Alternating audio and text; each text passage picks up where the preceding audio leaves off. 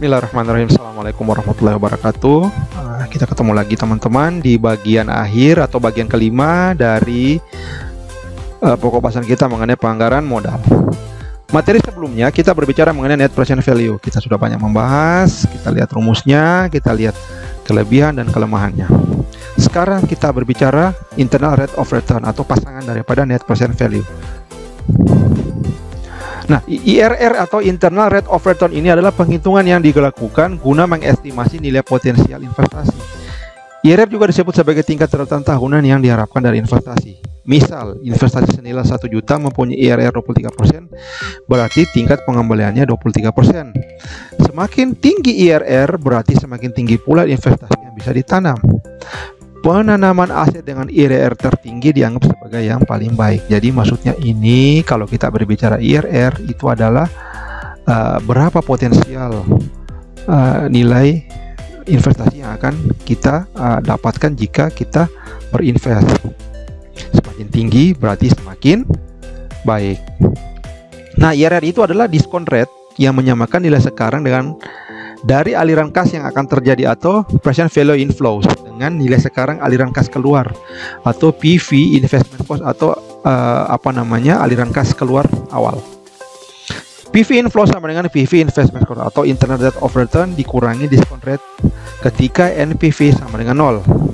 Nah, kita mencari IRR itu kita prosedurnya trial and error ya. Jadi dengan dua suku bunga kita lihat mana yang paling cocok. Jadi apabila present value terlalu rendah maka kita turunkan IRR-nya. Apabila PV terlalu tinggi kita tinggikan IRR. Jadi kita akan melihat mana yang paling cocok. Kita trial and error. Nanti kita akan coba. Nah, bagaimana perbandingan antara metode NPV dan IRR? Apabila ada satu proyek independen maka NPV dan IRR itu akan selalu memberikan rekomendasi yang sama untuk menerima atau menolak usulan proyek tersebut. Tetapi apabila ada proyek yang mutually eksklusif atau sama yang fungsinya, NPV dan IRR tidak akan selalu memberikan rekomendasi yang sama. Nah, ini disebabkan oleh apa? Pertama, ukuran proyek. Bisa saja ukuran proyek itu walaupun fungsinya sama, namun nilainya lebih besar daripada satu yang lain. Nah, waktunya. Waktu dari aliran kas dari dua proyek berbeda. Walaupun fungsinya sama ya, tapi satu mungkin 3 tahun, satu mungkin 4 tahun. Jadi itu berbeda. Nah, pada intinya ketika kita membicarakan proyek-proyek yang mutually eksklusif atau proyek yang sama fungsinya, pilih proyek dengan NPV yang tertinggi. Nah, rumusnya itu seperti yang kawan-kawan lihat di layar. Oke, ini rumusnya. Kemudian bagaimana kriterianya? Ketika IRR itu melebihi SOCC atau Social Opportunity Cost atau biaya sosial di tengah masyarakat biasanya digunakan sebagai diskon. Jika kurang maka tidak layak. Jika sama berada pada keadaan break even. Jika lebih maka layak. Oke. Nah, ada rumus-rumus alternatifnya teman-teman. Ketika tadi ini ada rumus pertama, rumus kedua. Oke, silakan kawan-kawan lihat ini konstantanya. Kita langsung masuk ke contoh soal supaya lebih gampang. Oke. Sebuah perusahaan mempertimbangkan usulan proyek investasi sebesar 50 juta, umur proyek 5 tahun tanpa nilai sisa. Arus kas yang dihasilkan tahun 1 sekian sampai tahun kelima. Diasumsikan repayment rate return itu 10%. Nah, jawabannya seperti ini. Oke, total previous. Kemudian kita mencari dulu present value. Nah, setelah itu kita ini kalau dengan posisi 10%. Oke, tadi kan diasumsikan 10% repayment rate return. Jadi kita mulai dari 10%. Kalau di bawah 10% sudah pasti rugi. Nah, kemudian kita coba bikin dengan 16%. Bisa juga mungkin 11, 12, 13, tapi kita ambil angka yang tertinggi saja 16. Oke, sama seperti ini.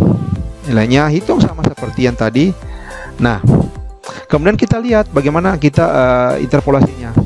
Ketika 10% persen value sekian, ketika 16% sekian, 6% sekian. Nah, IRR 10% dimasukkan ke rumus tambah sekian ini jadi 11,5388. Jadi kesimpulannya yang cocok bisa diterima itu IRR lebih dari 10%, jadi 11%. Jadi dia dikenakan bunga 10%. Ketika bunga 11% itu pasti lebih rendah. Karena kenapa?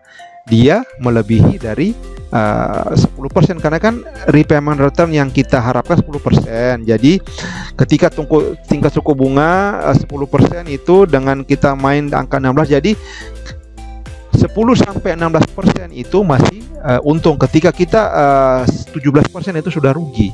Jadi proyek ini sekali lagi berada pada range 10-16%. Oke, jadi ketika nanti bunganya dapat 11%, 12-16 itu masih untung. Tetapi ketika nanti 9% atau 17% itu sudah rugi karena dia di bawah target yang kita inginkan. Oke, jadi kalau kita berbicara IRR itu teman-teman, oke, ini kelebihan dan kekurangannya. Dia tidak mempertimbangkan time value of money. Kemudian memperhitungan dapat dilakukan tepat. Kemudian kekurangan perhitungan IRR adalah perlu waktu lebih lama, termasuk saat cash inflow tidak terdistribusi. Jadi selain ini, metode ini tidak dapat mengidentifikasi ukuran investasi. Jadi pada intinya kalau kita menggunakan IRR itu yang perlu paham adalah berapa suku bunga repayment rate returnnya, misalkan 10 tadi. Nah, kita estimasikan mencari yang tertinggi terendah. Ketika sudah mendapatkan angkanya, kita berarti kalau tadi posisi 16, jadi proyek kita akan untung itu ketika berada di suku bunga 10-16. Kapan dia naik 17, sudah tidak untung karena sudah di luar target kita. Oke? Kira-kira seperti itu teman-teman. Silahkan dibaca ulang-ulang. Materi kita telah selesai. Jika ada pertanyaan mulai dari yang materi pertama sampai hari ini, materi pertama sampai materi terakhir, silahkan kita diskusikan di kelas. Perbanyak contoh soal, perbanyak latihan. Terima kasih. Billahi taufiq wal hidayah. Assalamualaikum warahmatullahi wabarakatuh.